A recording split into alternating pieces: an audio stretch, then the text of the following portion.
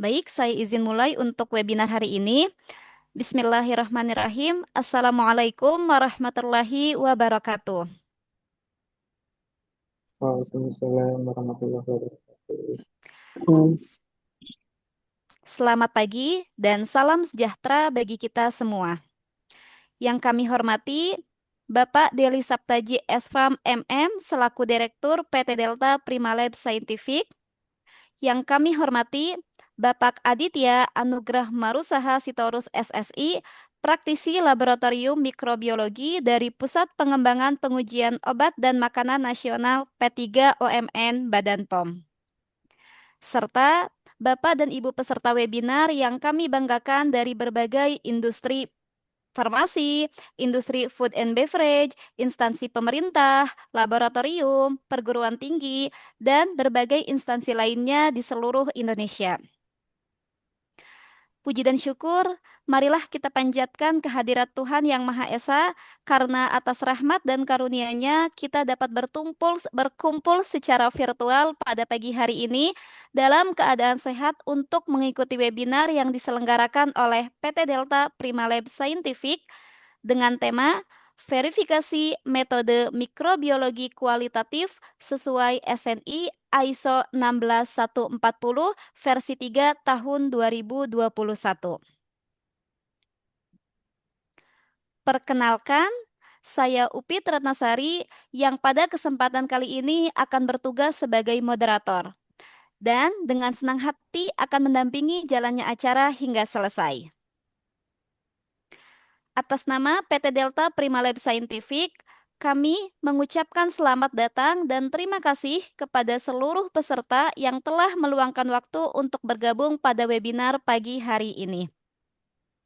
Semoga kegiatan ini dapat memberikan wawasan baru serta mendukung peningkatan kompetensi laboratorium dalam mengimplementasikan verifikasi metode mikrobiologi sesuai dengan standar yang berlaku. Sebelum memasuki rangkaian acara, Itu. izinkan saya menyampaikan beberapa informasi teknis. Webinar akan berlangsung hingga sekitar pukul 12 waktu Indonesia Barat.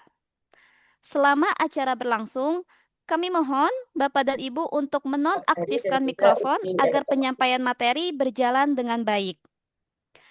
Apabila terdapat pertanyaan selama penyampaian materi, silahkan menuliskannya pada fitur chat atau Q&A pada Zoom. Sesi diskusi akan dilaksanakan setelah narasumber selesai menyampaikan materi. E-sertifikat akan diberikan kepada peserta yang memenuhi ketentuan kehadiran. Materi presentasi dan rekaman webinar akan kami bagikan setelah kegiatan selesai melalui email atau WhatsApp yang telah terdaftar. Akan ada door prize menarik bagi 3 peserta yang teraktif. Demikian informasi yang dapat kami sampaikan. Semoga acara dapat berjalan dengan lancar. Bapak dan Ibu yang kami hormati, untuk mengawali kegiatan webinar pada pagi hari ini, marilah kita bersama-sama memanjatkan doa sesuai dengan kepercayaan masing-masing. Berdoa dipersilahkan.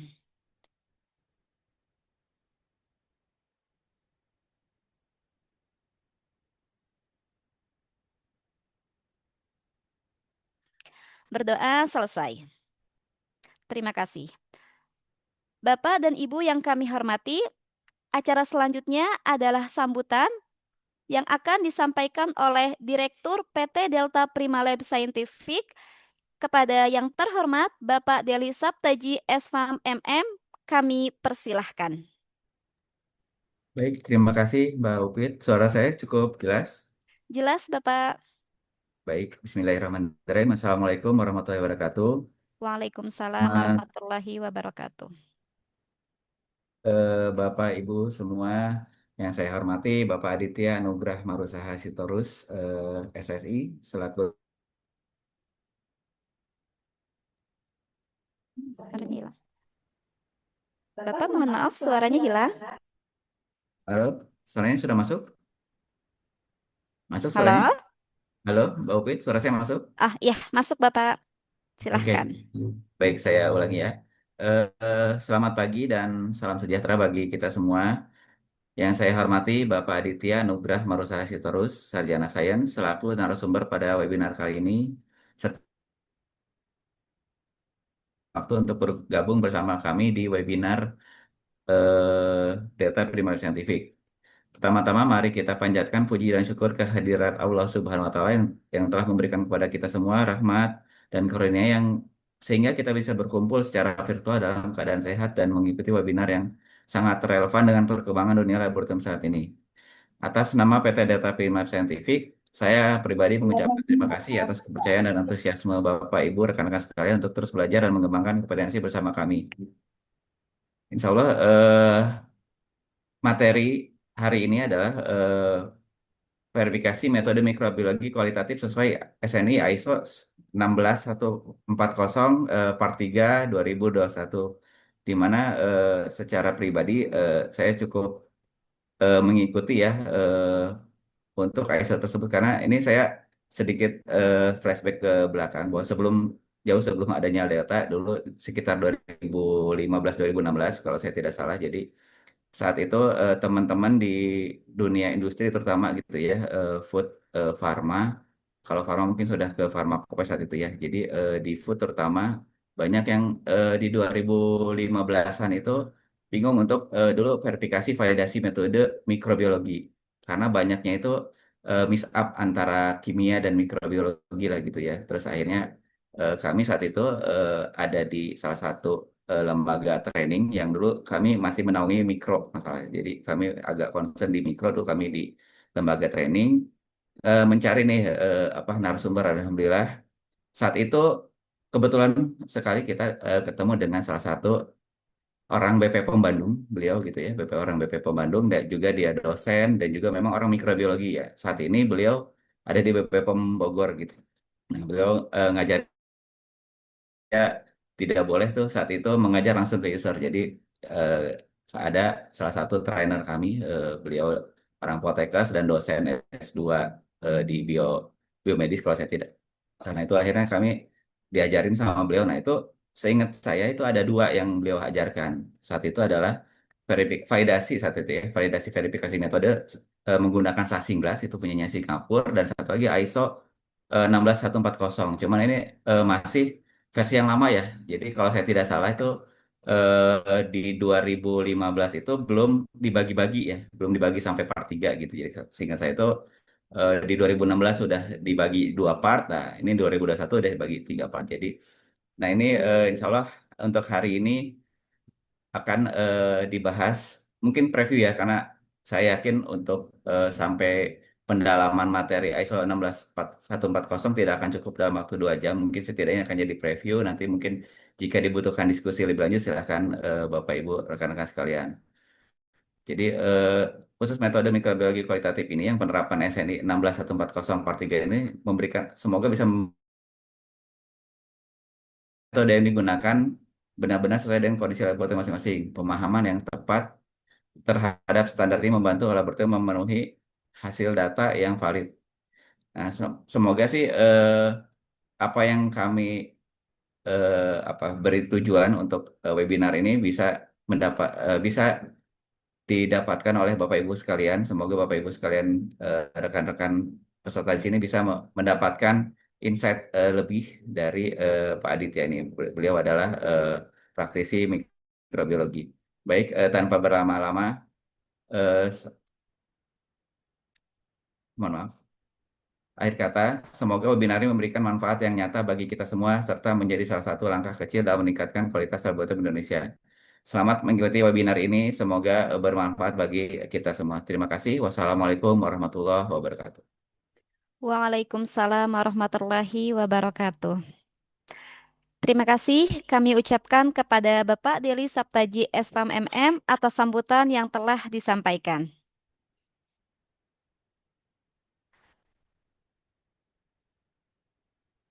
Bapak dan Ibu yang kami hormati, selanjutnya kita masuk ke sesi inti, yaitu sesi penyampaian materi.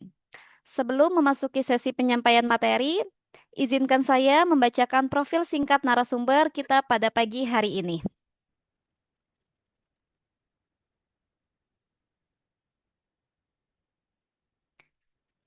Narasumber kita pada pagi hari ini, Bapak Aditya Anugrah Marusaha Sitorus SSI, saat ini bertugas sebagai pengawas farmasi dan makanan ahli pertama di Pusat Pengembangan Pengujian Obat dan Makanan Nasional. Beliau merupakan S1 Biologi dan telah mengikuti berbagai pelatihan profesional di bidang mikrobiologi, biologi molekuler, sistem manajemen mutu laboratorium, serta verifikasi metode pengujian mikrobiologi sesuai SNI ISO 16140 versi 3 tahun 2021. Selama berkarir di BPOM, beliau aktif menjadi instruktur, narasumber, dan pendamping teknis pada berbagai pelatihan verifikasi metode mikrobiologi di Balai Besar POM dan Balai POM di berbagai daerah di Indonesia. Pengalaman beliau mencakup verifikasi berbagai metode pengujian mikrobiologi pangan, obat, dan kosmetik termasuk pengujian Salmonella, E. coli, Listeria, Staphylococcus, hingga Pseudomonas, serta penyelenggaraan uji banding antar laboratorium. Dengan pengalaman dan kompetensi yang beliau miliki, kami yakin materi yang akan disampaikan pada pagi hari ini akan memberikan wawasan yang sangat bermanfaat bagi kita semua. Bapak dan Ibu yang kami hormati, tanpa memperpanjang waktu, marilah kita simak bersama pemaparan materi verifikasi metode mikrobiologi kualitatif sesuai SNI ISO 16140 versi ketiga tahun 2021. Kepada yang kami hormati, Bapak Aditya Anugrah Marusaha Sitorus SSI, waktu dan layar kami persilahkan. Baik, terima kasih Mbak Upit untuk perkenalannya. Assalamualaikum warahmatullahi wabarakatuh. Waalaikumsalam warahmatullahi wabarakatuh. Ya, terima kasih. Sebelumnya saya ucapkan terima kasih kepada direksi dan jajaran dari PT Delta Prima Delta Scientific yang telah mengundang kami untuk sharing terkait verifikasi metode mikrobiologi sesuai SNI ISO 16140. Baik, saya akan mencoba untuk share slide. Apakah sudah terlihat? Terlihat, Bapak. Baik. Agar tidak ngantuk gitu ya, Bapak Ibu peserta, di sini saya lihat alhamdulillah ada 180 lebih peserta. Saya akan mencoba untuk interaktif, jadi Bapak Ibu dapat memberikan feedback juga di kolom chat seperti itu ya, ketika ada pertanyaan atau kurang jelas dan mungkin saya meminta feedback konfirmasi kepada Bapak Ibu. Saya harap partisipasi Bapak Ibu untuk memberikan feedback di kolom chat ya. Baik, saya akan memulai. Bismillahirrahmanirrahim. Bapak Ibu, izin saya akan sedikit berbagi gitu ya, apa yang telah kami ketahui terkait SNI ISO 16140 Part 3 2021 dan bagaimana kami mengimplementasikannya di laboratorium kami. Dan karena standar ini itu dapat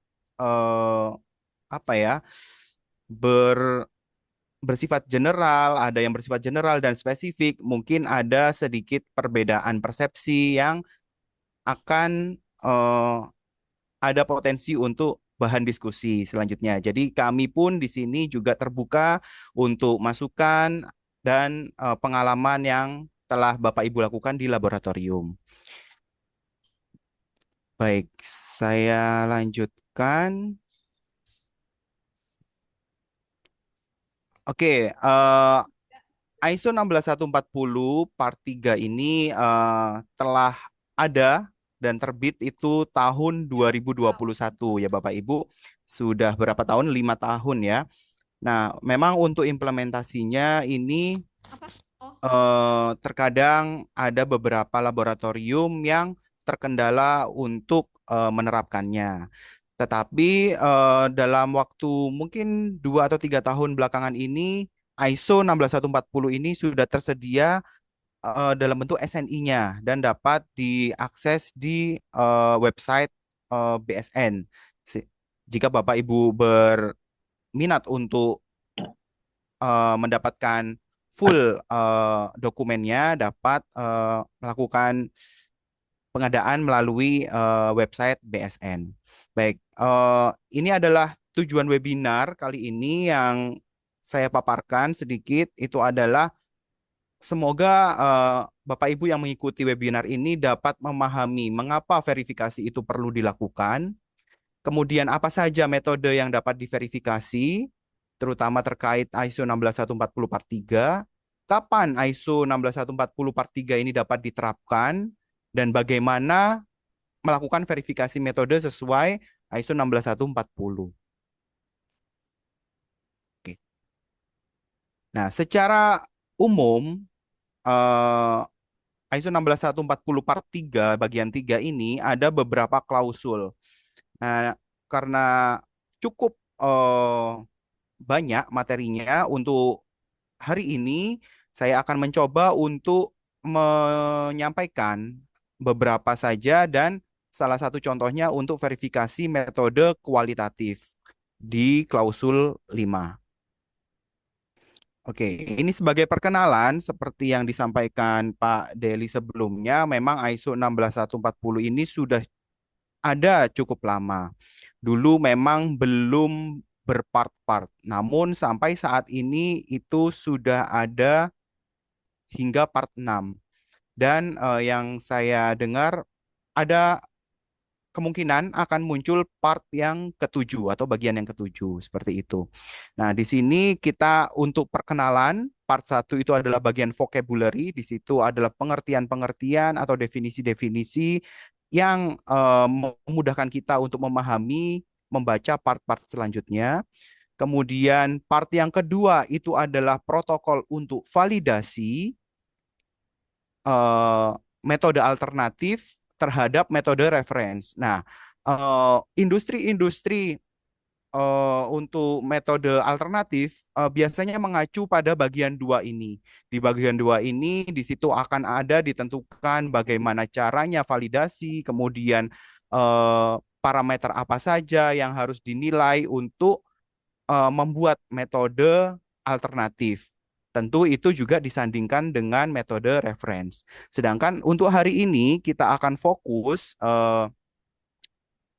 membedah yang bagian 3, yaitu protokol verifikasi untuk metode reference maupun metode alternatif di laboratorium.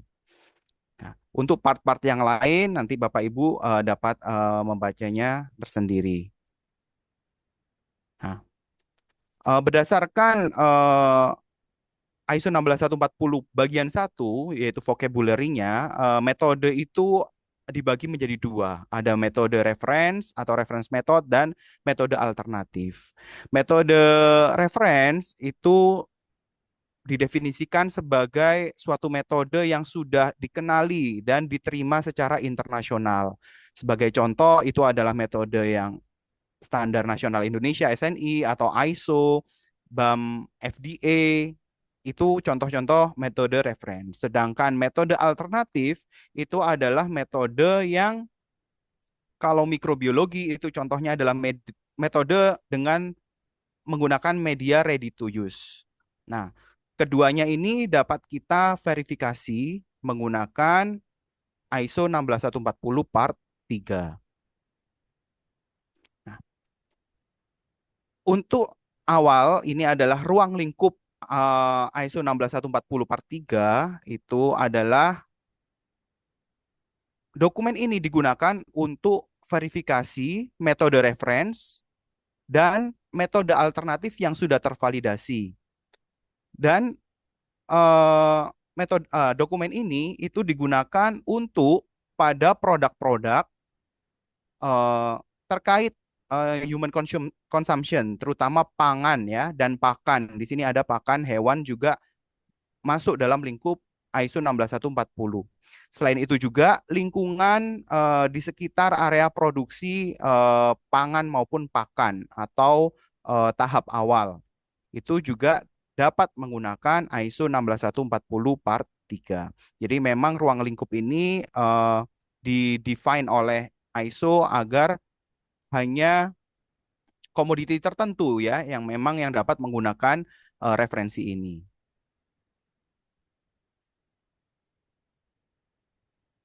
Nah, sebagai contoh, ini adalah reference method versus alternatif method. Seperti yang Bapak Ibu ketahui selama ini, contohnya adalah ISO atau SNI.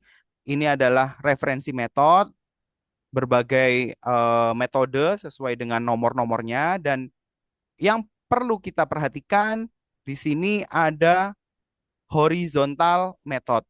Ya, di sini contoh yang saya berikan adalah horizontal method. Apakah horizontal method itu? Apakah ada vertical method? Ternyata ada. Jadi reference method itu dibagi menjadi dua lagi, yaitu horizontal dan vertikal. Nanti selanjutnya akan ada penjelasan detailnya.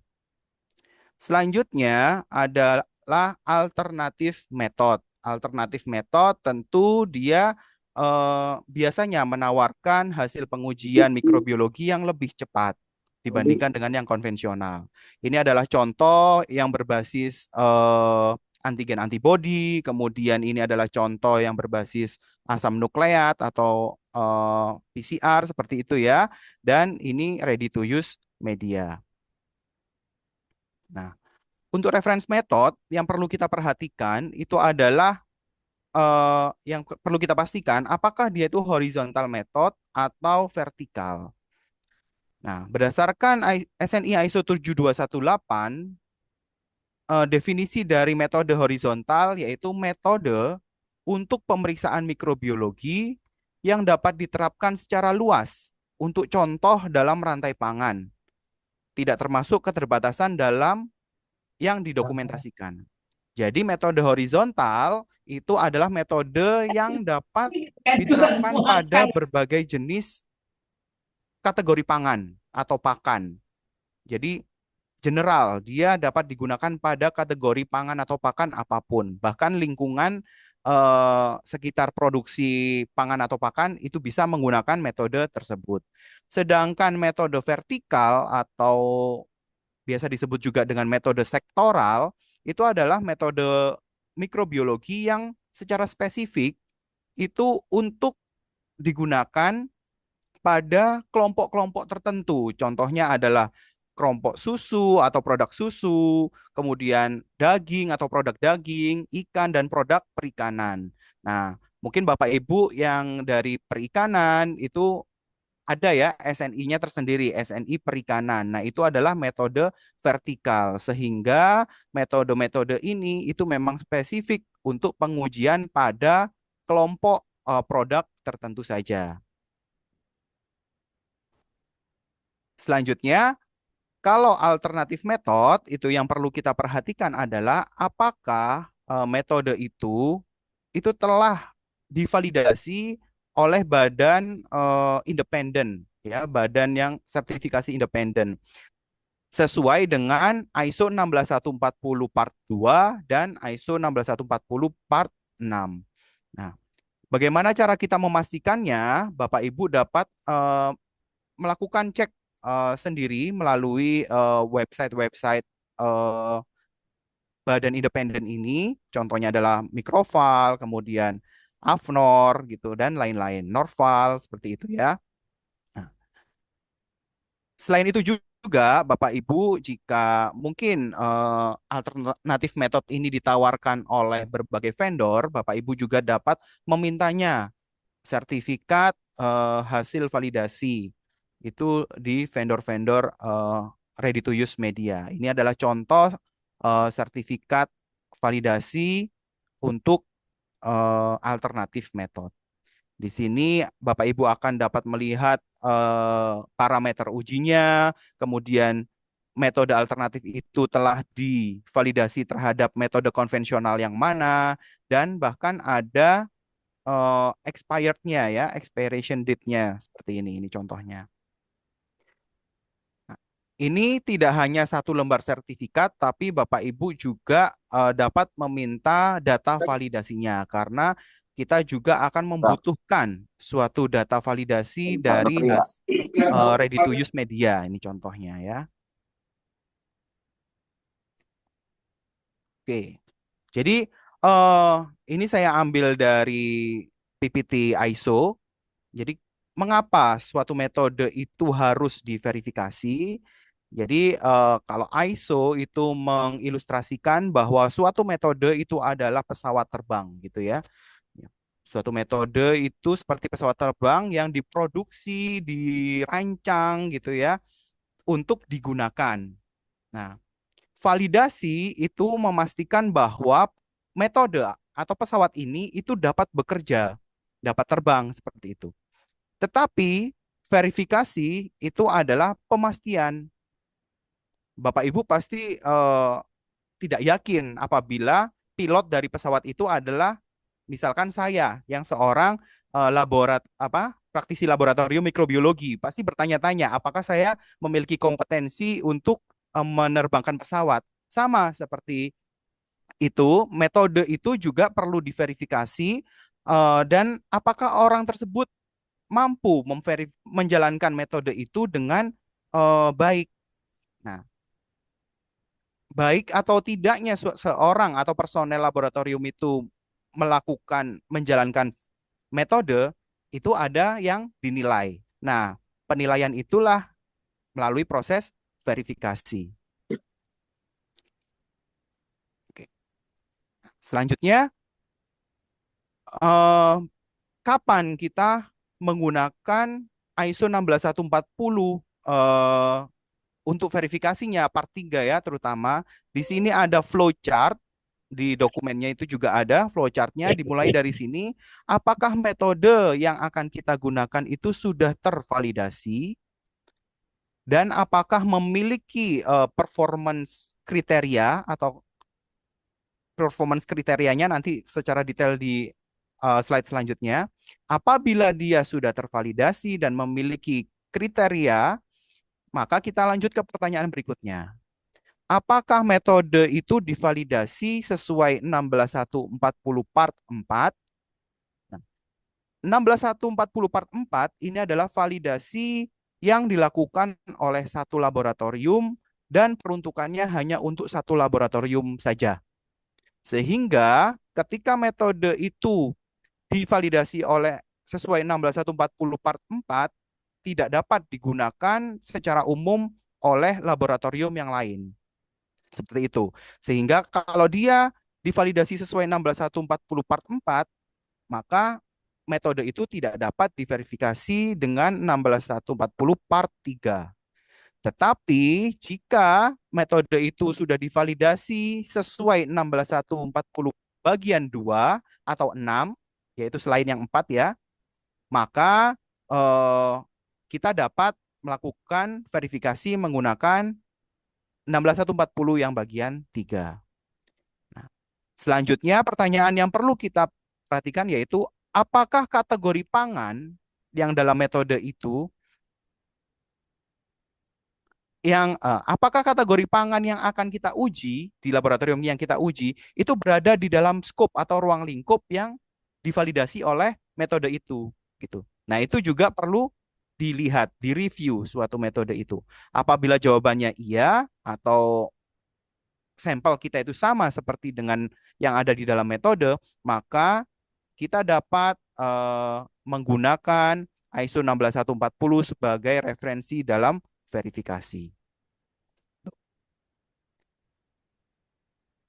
Selanjutnya, nah, ketika kita sudah menentukan bahwa kita verifikasi menggunakan ISO 16140 part 3, maka di dalam dokumen ini ada dua jenis verifikasi, yaitu verifikasi implementasi, di mana tujuan dari verifikasi ini adalah untuk menunjukkan bahwa laboratorium dapat menjalankan suatu metode uji yang tervalidasi. Jadi, ini akan membandingkan dengan data validasi. Apakah ada perbedaan ataukah tidak? Nah, verifikasi implementasi itu hanya menggunakan satu jenis pangan saja. Oke, hanya satu saja itu sudah dapat dianggap verifikasi implementasi. Sedangkan tahap kedua yaitu verifikasi jenis pangan. Verifikasi jenis pangan yaitu tujuannya menunjukkan bahwa laboratorium itu dapat menjalankan suatu metode uji yang tervalidasi pada jenis pangan yang akan diklaim oleh laboratorium untuk dikerjakan.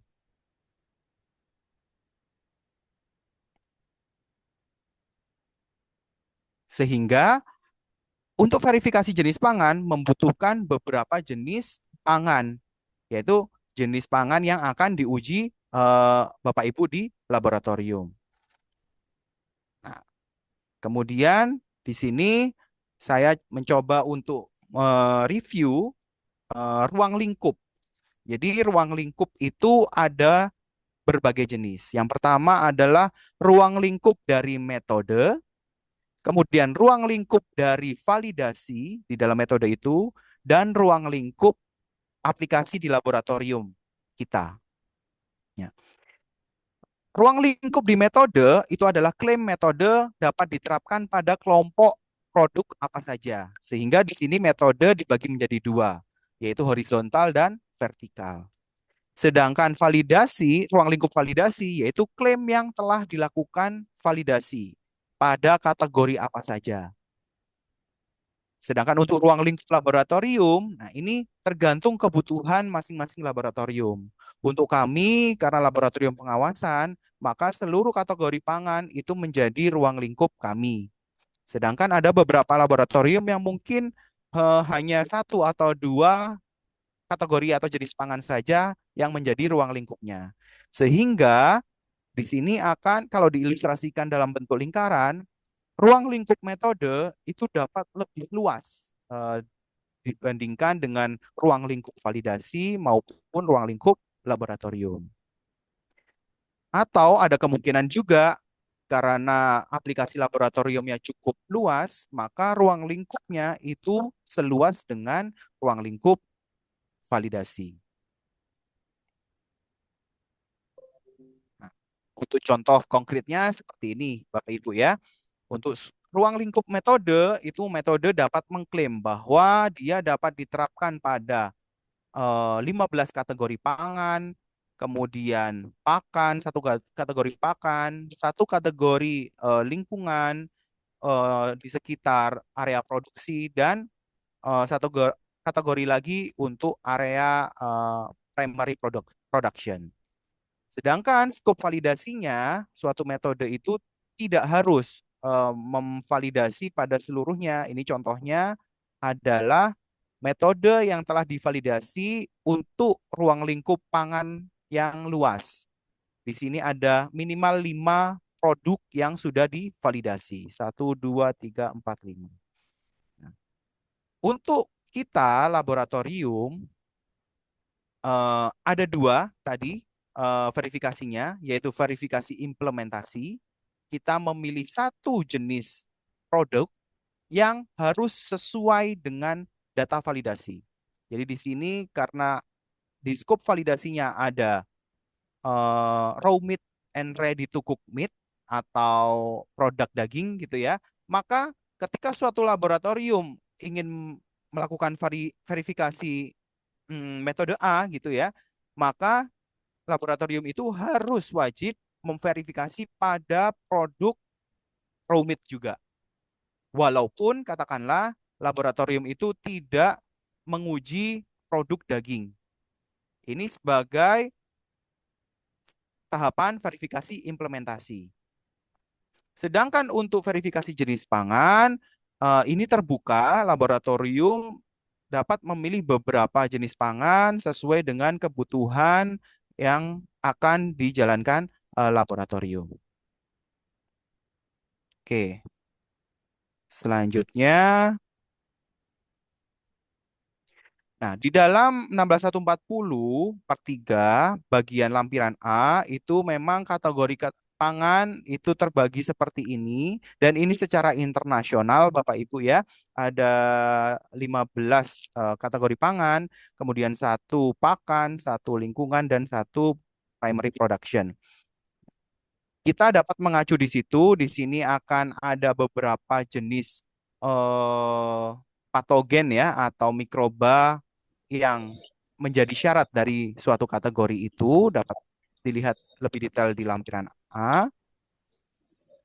Nah, itu sekilas tentang pengenalan 16140. Nah, sekarang kita ke prinsip umumnya. Untuk lebih detailnya, ini saya ulangi lagi, verifikasi implementasi itu tujuannya menunjukkan laboratorium dapat menjalankan suatu metode tervalidasi.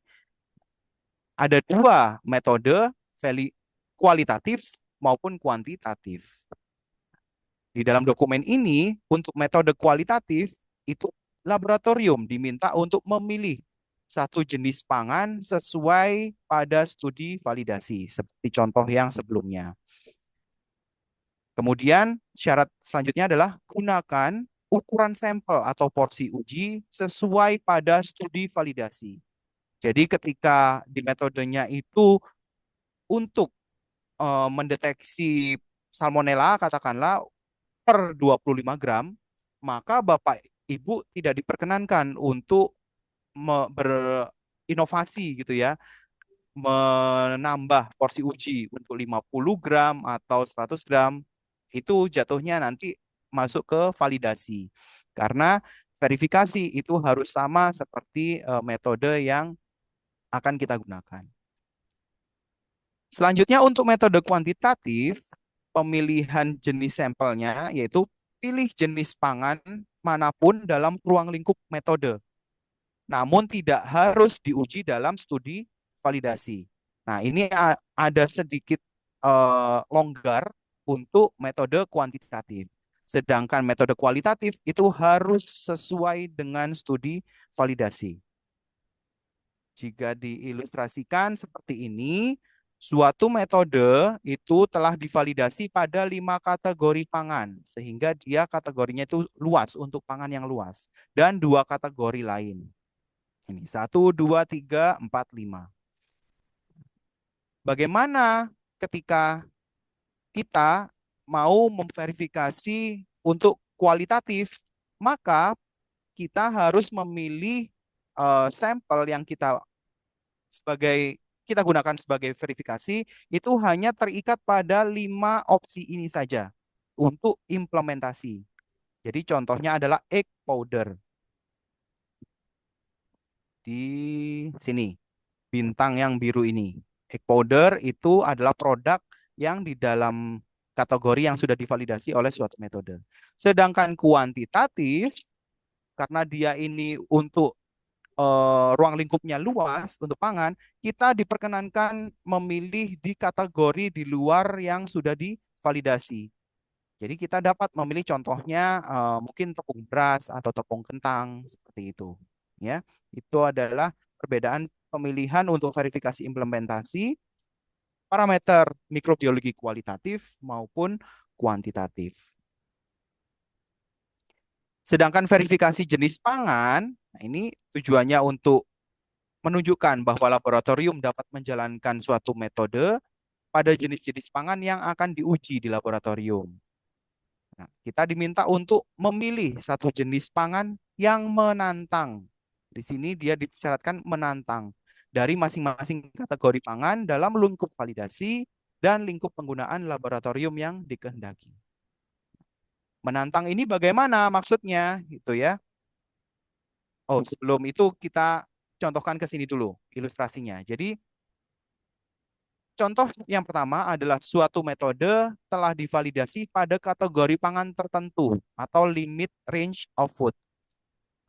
Contohnya SNI untuk pengujian pada produk perikanan seperti itu ya. Nah, ketika laboratorium ingin menggunakan metode tersebut, maka kita juga hanya terbatas pada untuk produk-produk kategori yang sudah menjadi ruang lingkupnya saja. Kita tidak bisa diperkenankan untuk menguji suatu produk di luar lingkup dari suatu metode itu. Sehingga untuk verifikasi implementasi maupun verifikasi jenis pangan, kita itu hanya memilih di ruang lingkup kategori yang divalidasi. Sedangkan ada metode lain yang dia itu telah divalidasi pada 5 kategori pangan sehingga metode dapat diklaim sebagai dapat digunakan di ruang lingkup yang luas pada pangan. Kita dapat memiliki keleluasaan dalam memilih jenis pangan untuk verifikasi jenis pangannya. Kita dapat memilih kategori atau jenis pangan di luar yang sudah divalidasi metode. Nah, berapa banyak kategori pangan yang dipilih untuk verifikasi jenis pangan itu sesuai dengan kebutuhan laboratorium dalam aplikasinya nanti. Jadi ada laboratorium yang memang lingkupnya itu akan menguji berbagai jenis kategori pangan. Ada juga laboratorium yang hanya spesifik pada satu kategori pangan. Contohnya produk kopi atau kakao seperti itu ya.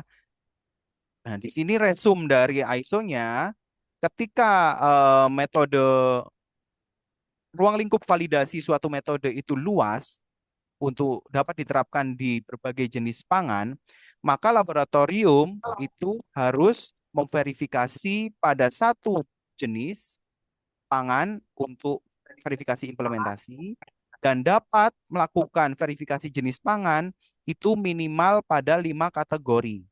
Jika laboratorium itu juga ingin mengklaim telah melakukan verifikasi pada seluruh jenis pangan. Tapi kalau laboratorium itu hanya spesifik pada satu produk saja, maka verifikasi implementasi hanya satu jenis pangan, verifikasi jenis pangan juga hanya satu, sesuai dengan kebutuhan laboratorium. Dan itu juga di-state di dalam dokumen ini. Jika ruang lingkup aplikasi laboratorium itu lebih kecil dari ruang lingkup validasi, maka laboratorium pengguna hanya melakukan pengujian atau verifikasi itu pada kategori tertentu saja. Ini contohnya, laboratorium memiliki sampelnya itu hanya 3 kategori pangan. Maka laboratorium pengguna harus memverifikasi minimum satu jenis pangan pada 3 kategori saja. Tidak harus 5. Itu ya Bapak Ibu. Oke, itu tadi untuk pemilihan jumlah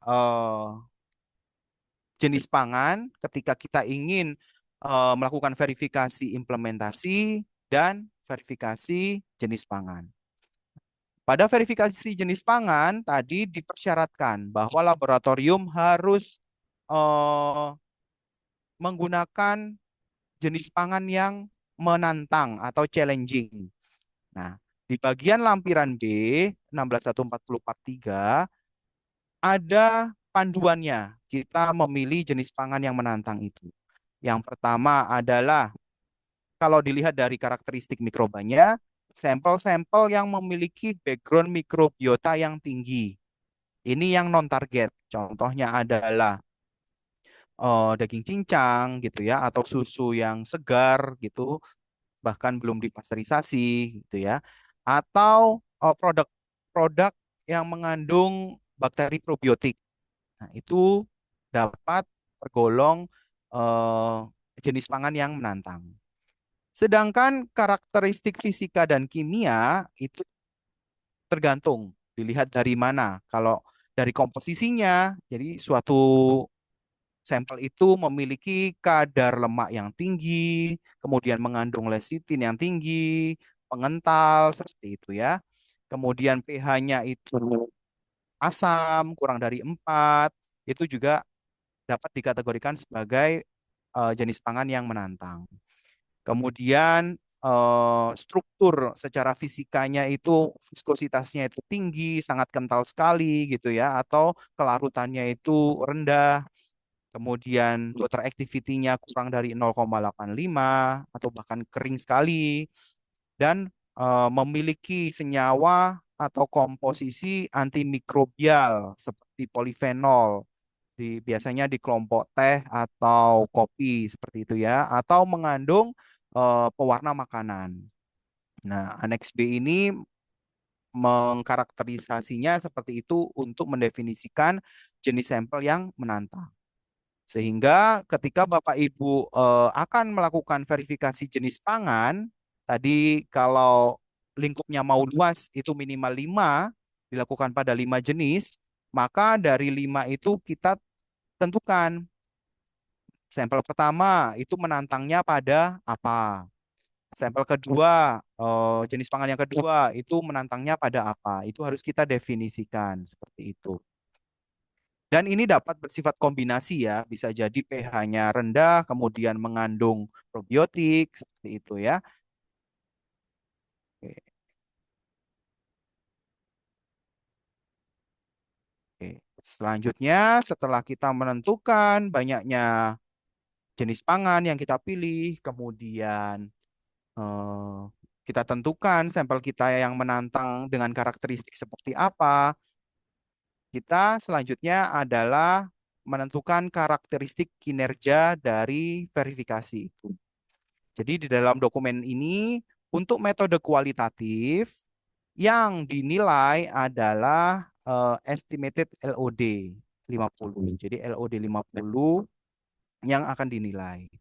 Baik itu untuk tahapan verifikasi implementasi maupun tahapan verifikasi jenis pangan. Sedangkan ini kuantitatif, hanya sekilas saja ya Bapak Ibu, ada 2 performa yang dinilai, yaitu nilai reproducibility, SIR, itu untuk tahapan verifikasi implementasi, sedangkan parameter yang kedua yaitu estimated bias untuk tahapan verifikasi jenis pangan.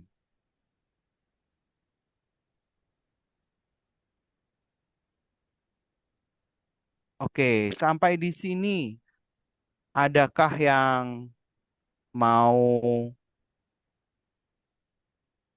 berdiskusi? Baik, Pak Adit, ini sudah ada beberapa pertanyaan di kolom chat. Mungkin untuk sesi diskusinya nanti setelah materi kedua ya, Pak ya? Iya, untuk yang sesi pertama ini saya sudah selesai ya, Mbak. Baik, terima kasih Pak Adit. Baik, Bapak dan Ibu, sebelum kita melanjutkan ke sesi materi berikutnya bersama narasumber, kita akan jeda sejenak ya, Bapak dan Ibu. Pada kesempatan ini, saya persilahkan kepada tim Delta Scientific untuk berbagi informasi singkat mengenai produk dan solusi laboratorium yang kami miliki. Kepada Bapak Januar Erlangga SSI, kami persilahkan.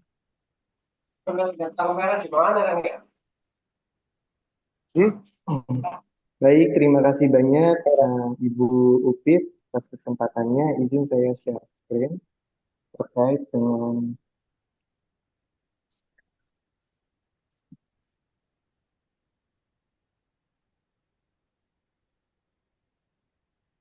oke.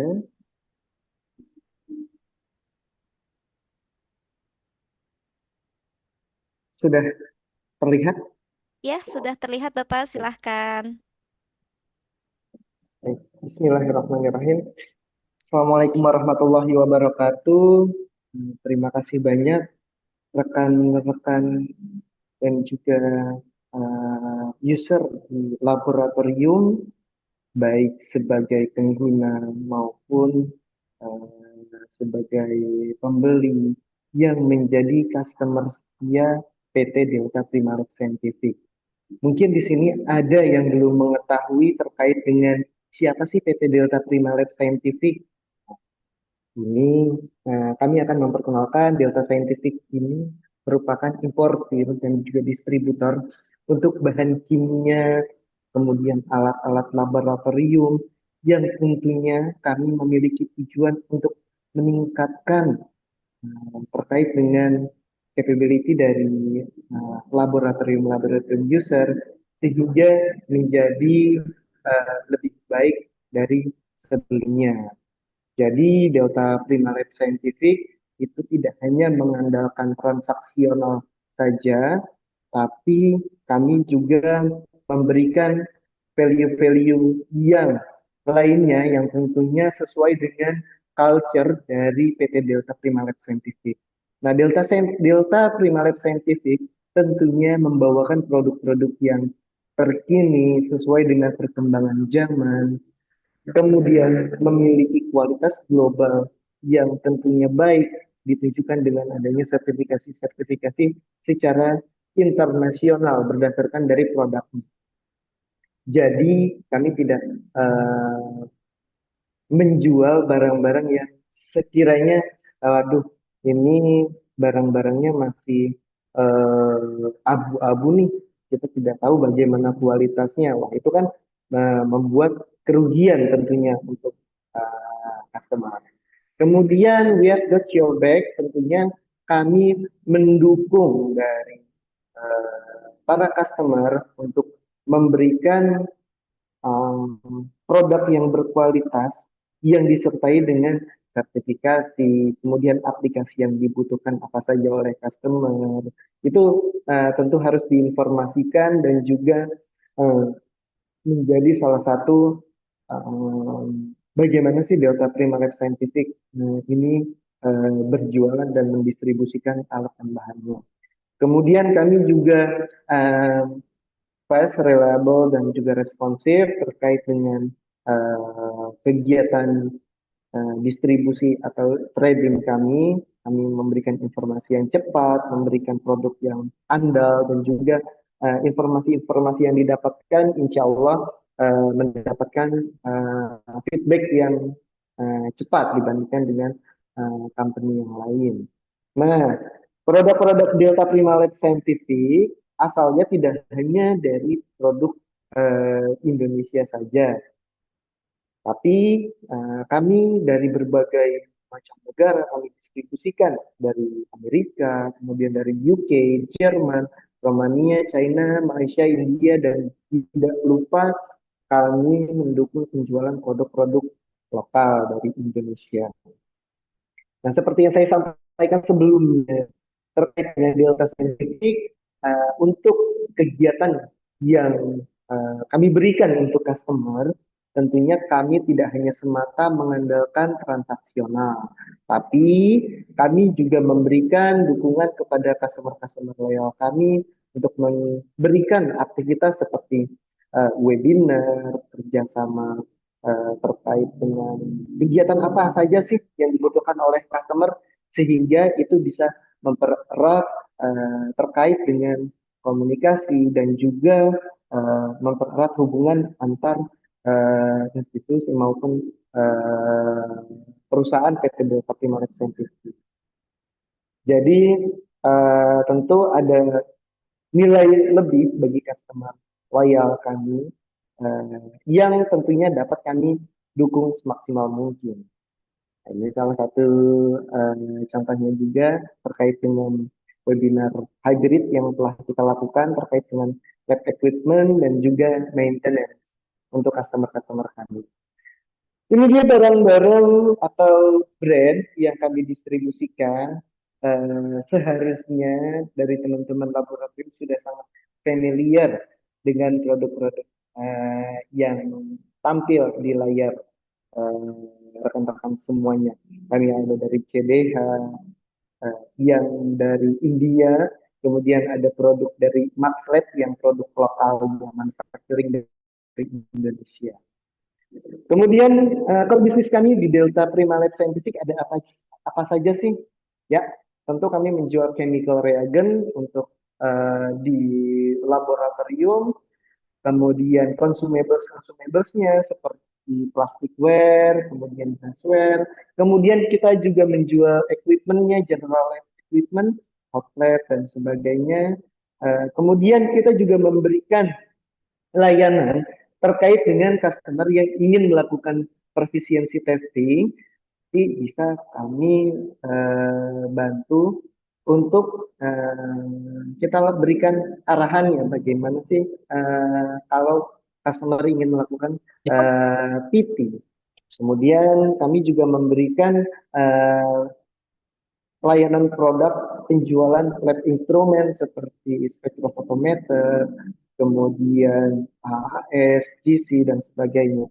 Kemudian tidak lupa kami juga memiliki kerjasama untuk pembuatan furniture di Indonesia, produk dalam negeri, yang tentunya memiliki kualitas yang sangat baik, sehingga ketika diaplikasikan, diinstalasi di laboratorium rekan-rekan semuanya itu terlihat lebih estetik, lebih match lah dengan labnya. Kemudian kita juga bisa memberikan advisor dan juga konsultasi terkait dengan ada kendala apa sih di labnya, perlu insight apa dari pihak penyedia terkait dengan customer ingin melakukan pengujian ABCD, kira-kira apa saja sih yang diperlukan untuk memenuhinya.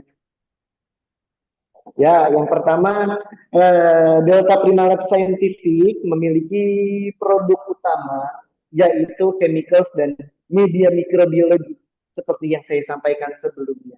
Terkait dengan PT Delta, tentu mendistribusikan produk-produk yang tentunya berkualitas global. Ditunjukkan dari mana sih CDH Fine Chemicals itu dan juga mikrogen sudah tersertifikasi oleh ISO, CGMP, sehingga tentunya memberikan jaminan kepada customer untuk memilih bahan kimia pro-analyze yang mana saat ini mungkin leader marketnya tahunya hanya brand A aja nih yang dari Jerman untuk produk chemicalsnya, tapi ternyata di Indonesia itu sudah ada distributor terkait dengan chemical reagent dari CDH Fine Chemical.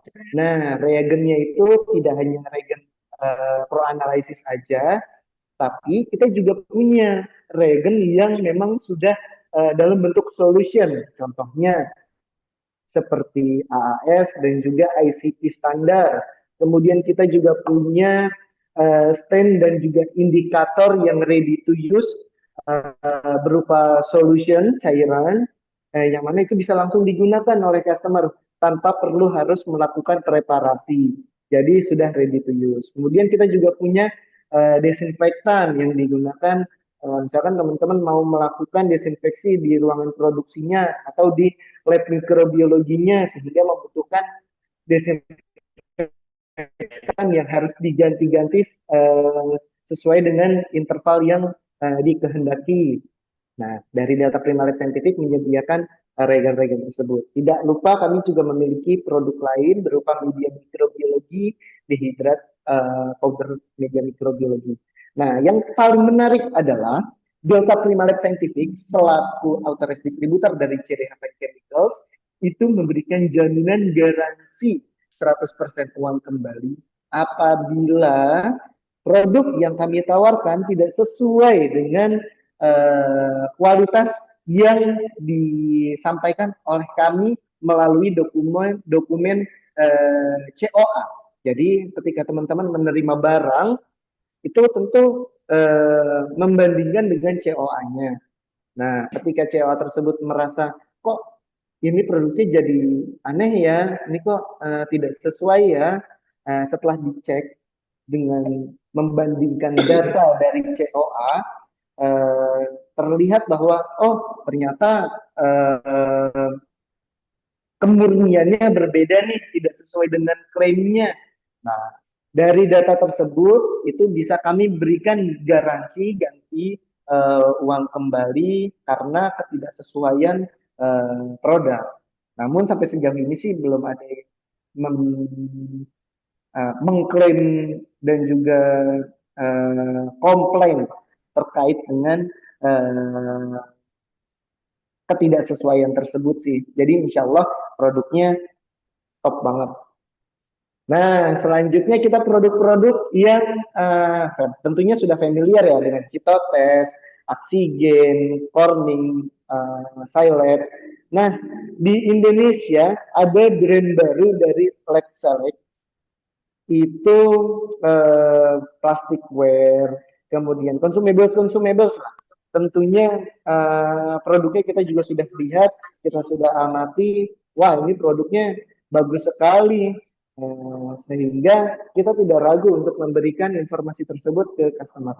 Nanti kalau misalkan teman-teman misalkan membutuhkan Petri dish disposable, nah, itu kami bisa memberikan sampel kalau yang belum pernah mencoba atau ingin mengganti produk yang lain dengan brand Lex Select. Nanti kita bisa informasikan apa saja sih sebetulnya kelebihan Petri dish dari Lex Select dibandingkan dengan Petri dish dari brand-brand lainnya. Nah, kemudian selanjutnya adalah bagi lab service, kemudian dari lab veteriner terutama ya. Ini kita punya produk terkait dengan test kit untuk serotyping. Jadi kita bisa menentukan, mengidentifikasi spesies apa sih yang dicari dari mikroorganisme yang sudah ada kulturnya, misalkan dari Salmonella, Shigella, Yersinia, coliform. Nah itu kita bisa menentukan nih jenis-jenisnya ada apa ternyata sampai spesifik. Nah kalau misalkan perbedaannya dengan misalkan contohnya adalah Salmonella, biasanya kan pakai Widal test ya, pakai darah gitu mas. Nah kalau ini kita pakai kultur mikroorganismenya, kultur bakterinya, sehingga kita bisa mendiagnostik, kemudian memberikan kesimpulan yang lebih akurat. Nah, kemudian kita juga punya produk dari Ringbio. Seperti yang sudah Pak Adit sampaikan sebelumnya, tentu harus ada validasi-validasi yang ada dari manufacturing. Nah, Ringbio, sudah ada validasi-validasi dari lembaga validasi seperti Microval, AFNOR, dan juga Norval, kalau tadi Pak Adit sampaikan. Nah, dari manufacturer Ringbio itu juga sudah memiliki sertifikasi, namun dari ILFO. ILFO ini adalah lembaga validasi dari Belgia, yang mana mereka bekerja sama dengan ILFO Belgia untuk melakukan validasi terkait dengan test kit yang dimiliki. Contohnya adalah aflatoxin M1, kemudian nutrien rapid test kitnya terkait dengan vitamin B12, folic acid, dan juga sebagainya, yang mana memang belum seluruh produk Ringbio dilakukan validasi, tapi terkait dengan apakah sudah Ringbio melakukan sertifikasi, contohnya yang paling banyak dibutuhkan adalah dari aerobic count ya tadi, TPC. Jadi terkait TPC atau ALT, tentu produk Ringbio yang Kangaroo Science dari Rapid Aerobic Complex itu sudah dilakukan performance testing method oleh AOAC. Jadi tentu tidak diragukan lagi terkait dengan produk yang dimiliki oleh Ringbio untuk ready prepare media. Kemudian kita juga punya produk mikroba dari fase pertama.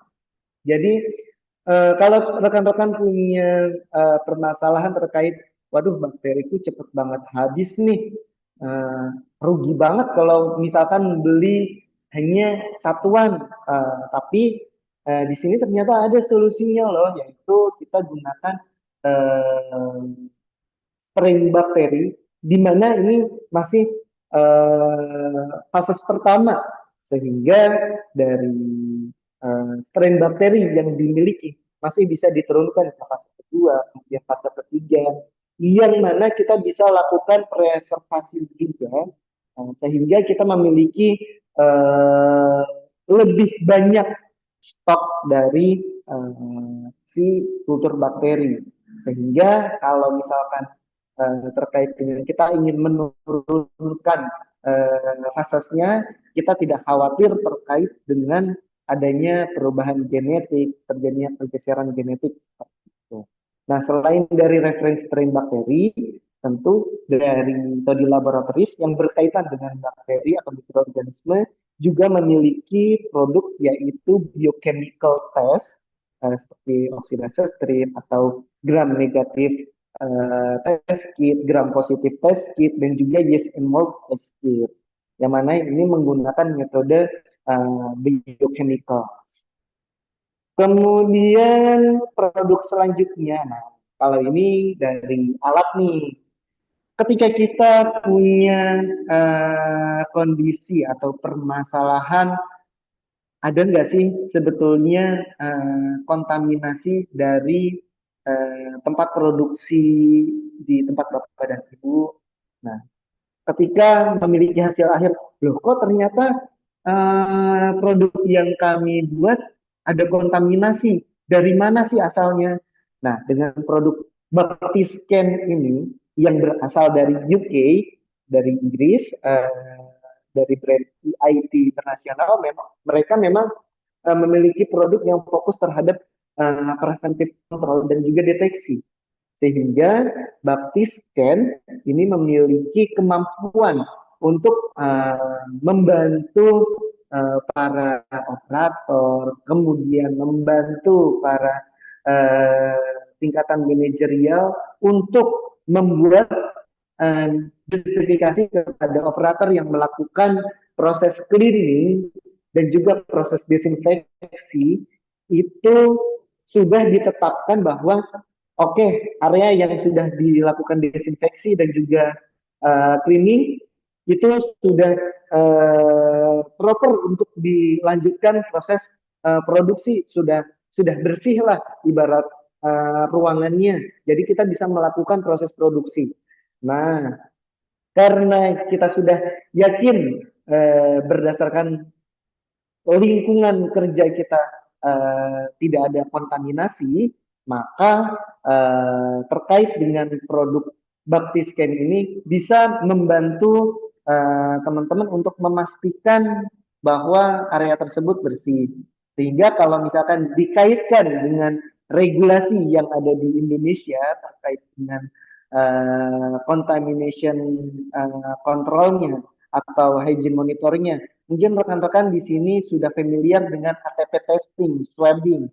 Nah, ketika kita mau melakukan swabbing, ATP swab, sebelumnya kita sudah mengetahui area-area mana saja sih yang memiliki potensi bahwa wah ini areanya masih kotor nih. Nah, itu bisa kita lakukan targeting spotnya terlebih dahulu. Nah, terus kemudian manfaat lainnya adalah ketika kita melakukan swabbing atau sampling area-area yang areanya sangat luas sekali, sedangkan ATP swab itu hanya seukuran 10 cm kali 10 cm, kita bisa melihat area yang lebih besar yang tidak mampu terjangkau oleh stick swab-nya. Nah, itu kan bisa memberikan langkah yang sangat powerful bagi kita yang melakukan uh, proses monitoring tersebut. Nah, karena dari produk Baptiscan ini itu tidak hanya mikroorganisme saja yang bisa terpantau, tapi dari partikel debu juga bisa terpantau. Kemudian biofilm, oh ya biofilm itu kan output dari si mikroorganisme ya, kalau misalkan mengeluarkan uh, apa namanya kayak pseudomonas, nanti dia akan menghasilkan biofilm salah satunya. Nah, itu bisa kedeteksi langsung nih sama si Baptiscan ini tanpa harus menunggu waktu yang lama. Dan oh ya satu lagi, tanpa perlu adanya consumable cost. Jadi ini memang menjadi investasi yang sangat luar biasa untuk kita melakukan strategi kontaminasi, kontrol kontaminasi. Oke, nah yang selanjutnya adalah produk terkait dengan di Delta Prima Lab Scientific, ya produk furniture lab, yaitu kayak fume hood, kemudian um, biosafety cabinet, LAF, kemudian island bench, wall bench, dan sebagainya yang berhubungan dengan furniture. Nah, itu bisa kita bantu untuk custom jika kita memiliki layout ruangan yang dibutuhkan, wah kayaknya ini harus custom nih. Nah, itu bisa didiskusikan terlebih dahulu kebutuhan. Oke, selanjutnya produk terbaru kita juga nih terkait dengan lab equipment. Lab equipment di Delta Scientific kita punya brand dari LabGig. Mungkin rekan-rekan di sini tidak begitu familiar atau baru. Wah, brand apa nih LabGig? Ternyata dari segi kelengkapan produk, LabGig ini memiliki produk yang sangat banyak sekali range produknya sehingga bisa menjadi alternatif rekan-rekan semua ketika membutuhkan produk-produk general lab equipment. Nah, kemudian kalau yang terkait dengan mikrobiologi juga kita punya produk rocker untuk membantu teman-teman ketika mau proses menggunakan proses pengujian mikrobiologi menggunakan membran filtration. Pakai produknya rocker yaitu yang sistem filtrasi. Kemudian produk dari Teragen untuk biological dan juga chemical indicator yang mana ini dibutuhkan secara berkala mengecek apakah alat dan juga kondisi dari lingkungan di lokasi rekan-rekan user itu memiliki uh, proses challenge test dan juga bisa memberikan informasi apakah proses sterilisasi sudah berjalan dengan baik, kemudian proses penggunaan chemicals untuk fumigasi sudah baik, itu ada di Teragen. Kemudian tadi sebelumnya saya menyampaikan bahwa preservasi mikroorganisme agar stoknya punya banyak, nah bisa gunakan via bank bacterial storage bits ini dari MWA. Nah ini untuk storage bakteri untuk preservasinya. Kemudian kita punya produk dalam negeri lagi dari Authentic. Ini contohnya adalah auto dry desiccator cabinet. Ini sudah integrate dengan IoT sehingga kita tidak perlu lagi memantau khawatir apakah chamber kita yang digunakan untuk menyimpan CRM, menyimpan alat-alat yang sensitif seperti lensa kamera atau mikroskop itu tumbuh bakteri karena memiliki fitur desikan, yaitu yang namanya juga auto dry desiccator tentunya untuk menjaga kelembapan.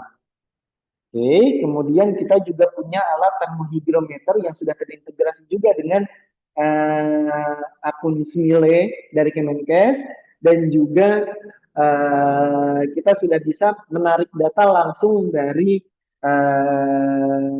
secara IoT. Jadi kita bisa langsung real time menerima informasi data temperaturnya berapa, humidity-nya berapa, sesuai dengan interval waktu yang kita butuhkan. Jadi tidak khawatir lagi terkait dengan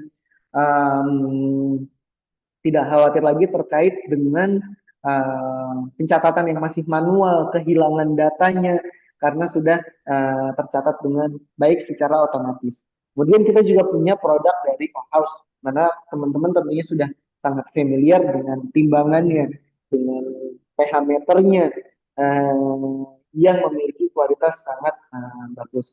Nah, teman-teman kita juga punya promo terkait dengan pressure analyzer dari produk House. Silakan informasikan ke kami kebutuhannya seperti apa. Tentunya kami bisa memberikan sesuai dengan kebutuhan customer. Terima kasih banyak atas perhatiannya rekan-rekan semuanya.